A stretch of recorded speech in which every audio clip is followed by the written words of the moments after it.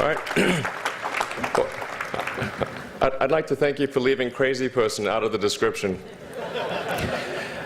So I thought, I was trying to think, what is the most useful thing that I could, what could I say that could actually be helpful or useful to you in the future? And I thought I'd perhaps tell the story of how I sort of came to be here. How did some of these things happen? And maybe there's some lessons there, because I often find myself wondering, how did this happen? So when I was young, I didn't really know what I was going to do when I got older. People kept asking me, but then eventually I thought that the idea of inventing things would be really cool. And the reason I thought that was because I read a quote from Arthur C. Clarke, which said that a sufficiently advanced technology is indistinguishable from magic, and that's really true. If you go back, say, 300 years, the things that we take for granted today would be you'd be burned at the stake for.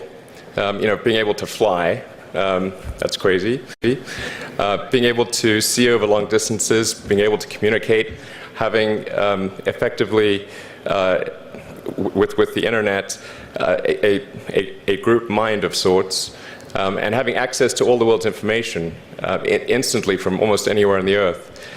This is stuff that really would be magic, or would be considered magic in times past. In fact, I think it actually goes beyond that, because there are many things that we take for granted today that weren't even imagined in times past. They weren't even in the realm of magic. So it actually goes beyond that. So I thought, well, if I can do some of those things, basically if I can advance technology, then that's like magic, and that would be really cool. And I also had sort of a slight existential crisis, because I was trying to figure out what does it all mean? Like, what's the purpose of things? And I came to the conclusion that if we can advance the knowledge of the world, if we can do things that expand the scope and scale of consciousness, then we're better able to ask the right questions and become more enlightened, and that's really the only way forward. So I studied physics and business, because I figured in order to do a lot of these things, you need to know how the universe works, and you need to know how the economy works. And you also need to be able to bring a lot of people together to work with you to create something, because it's very difficult to do something as an individual if it's a significant technology. So I originally came out to California to try to figure out how to improve the energy density of electric vehicles, basically to try to figure out if there was an advanced capacitor that could serve as an alternative to batteries. And that was in '95, and that's also when the internet started to happen. And I thought, well, I can either pursue this technology where success may not be one of the possible outcomes, which is always tricky, or participate in the internet and be part of it. So I decided to drop out. Now, obviously, fortunately, we're past graduation, so I can't be accused of recommending that to you. So did some internet stuff. Did a few things here and there. One of which was PayPal. And I think maybe it's helpful to say one of the things that was important then in the creation of PayPal was kind of how it started, because initially, the initial thought with PayPal was to create an agglomeration of financial services, so to have one place where all of your financial services needs would be seamlessly integrated and work smoothly. And then we had like a little feature which was to do email payments. And whenever we'd show the system off to someone, we'd show the hard part, which was the agglomeration of financial services, which was quite difficult to put together. Nobody was interested. Then we'd show people email payments, which was actually quite easy, and everybody was interested. So this is I think it's important to take feedback from your environment. You want to be as closed loop as possible. So we focused on email payments and really try to make that work, and that's what really got things to take off.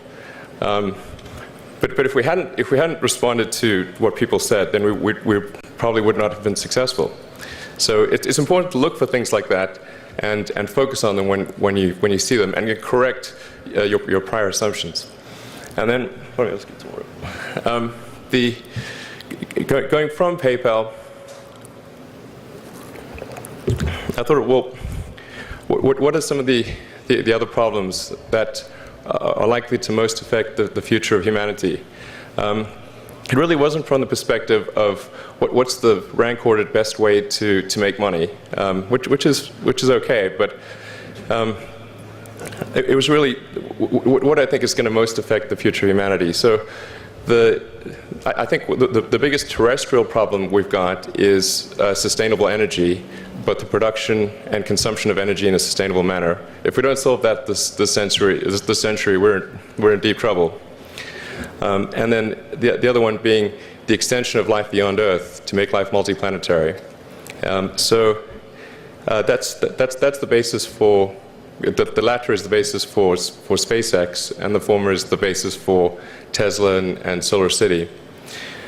And when I started SpaceX, initially I thought that, well, there's no way one could possibly start a rocket company. I wasn't that crazy.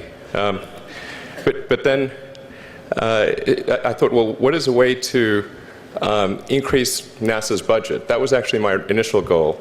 So I thought, well, if we can do a low-cost mission to Mars, something called Mars Oasis, which would land seeds with seeds and dehydrated nutrient gel, and you hydrate them upon landing, and then you'd have this great sort of money shot of green plants on a red background, and the public tends to respond to precedents and superlatives, and this would be the first life on Mars, the furthest that life's ever traveled, as far as we know. And I thought, well, that would get people really excited, and therefore increase NASA's budget. So obviously, the financial outcome from such a mission would probably be zero. So anything better than that was on the upside. So I actually went to Russia 3 times to look at buying a refurbished ICBM. Because that was the best deal. And I can tell you it was very weird going there in late 2001, 2002, going to the Russian rocket forces and saying, I'd like to buy 2 of your biggest rockets, but you can keep the nuke. That's a lot more. And that was 10 years ago, I guess, so they thought I was crazy, but I did have money, so that was okay. And after making several trips to Russia, I came to the conclusion that actually my initial impression was wrong about because my initial thought was, well, that there's not enough will to explore and expand beyond Earth and have a Mars base and that kind of thing. But I came to the conclusion that was wrong. In fact, there's plenty of will, particularly in the United States, because the United States is a nation of explorers, of people who came here from other parts of the world. I think the United States is really a distillation of the spirit of human exploration. So, but if people think it's impossible, then, or it's going to completely break the federal budget, then they're not going to do it. So after my 3rd trip, I said, okay, well, what we really need to do here is try to solve the space transport problem, and started SpaceX. This was against the advice of pretty much everyone I talked to. One friend made me sit down and watch a bunch of videos of rockets blowing up. Let me tell you, he wasn't far wrong. It was tough going there in the beginning because I'd never built anything physical. I mean, I'd built like little model rockets as a kid and that kind of thing, but I'd never had a company that built anything physical, so I had to kind of figure out how to do all these things and bring together the right team of people, and so we did all that and then failed 3 times. It was tough going. Because the thing about a rocket is that the passing grade is 100%, and you don't get to actually test the rocket in the real environment that it's going to be in. So I think the best analogy for rocket engineering is like if you want to create a really complicated bit of software, you can't run the software as an integrated whole, and you can't run it on the computer it's intended to run on. But the first time you put it all together and run it on that computer, it must run with no bugs. That's basically the essence of it. So we missed the mark there. The first launch, I was picking up bits of rocket near the launch site. It was a bit sad. But we learned with each successive flight, and were able to, eventually with the 4th flight in 2008, reach orbit. And that was also with the last bit of money that we had.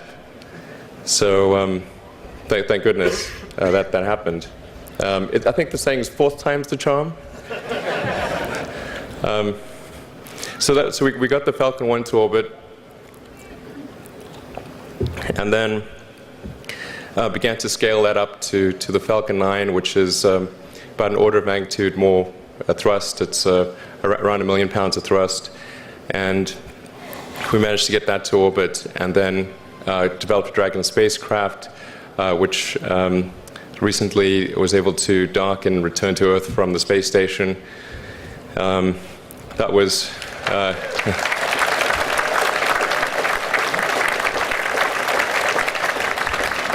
thanks.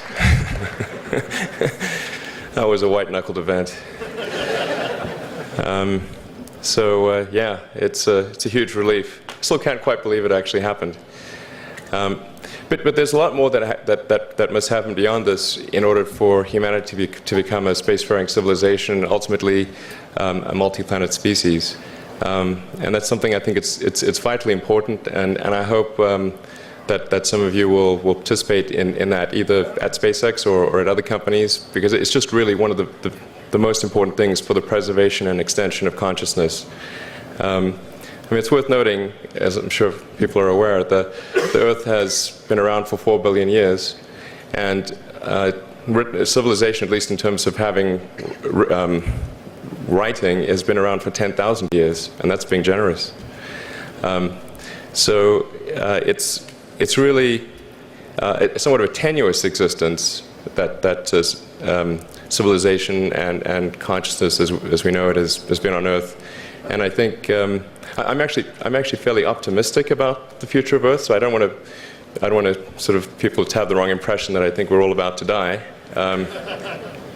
I think things will most likely be okay for a long time on Earth, but not for sure, but most likely. But even if it's sort of 99% likely, a 1% chance is still worth spending a fair bit of effort to ensure that we've backed up the biosphere, planetary redundancy, if you will. And so I think it's really quite important.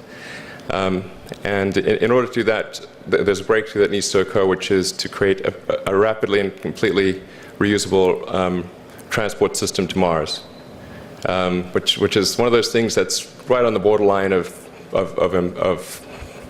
impossible. But that's sort of the thing that we're going to try to achieve there with SpaceX. And then on the Tesla front, the goal with Tesla was really to try to show that what electric cars can do, because people had the wrong impression. We had to change people's perception of an electric vehicle, because they used to think of it as something that was slow and ugly and had low range, kind of like a golf cart. So that's why we created the Tesla Roadster, to show that you can be fast, attractive, and long range. And it's amazing how, even though you can show that something works on paper, and the calculations are very clear, until you actually have the physical object and they can drive it, it doesn't really sink in for people. And so that I think is something worth noting. If you're going to create a company, the first thing you should try to do is create a working prototype. Everything looks great on PowerPoint. you can make anything work on PowerPoint. But if you have an actual demonstration article, even if it's in primitive form, that's much more effective for convincing people. So we made the Tesla Roadster, and now we're coming out soon with the Model S, which is a four-door sedan. Because after we made the Tesla Roadster, people said, oh, sure, we always knew you could make a car like that. It's an expensive car, and it's low volume, and it's small, and all that. But you couldn't make a real car. Like, OK, fine, we've got to make that too. So that's coming out soon. Yeah, so that's the, I think where things are, and hopefully there are some lessons to be drawn there. But I think the overarching point I want to make is that you guys are the magicians of the 21st century. Don't let anything hold you back. Imagination is the limit, and go out there and create some magic. Thank you.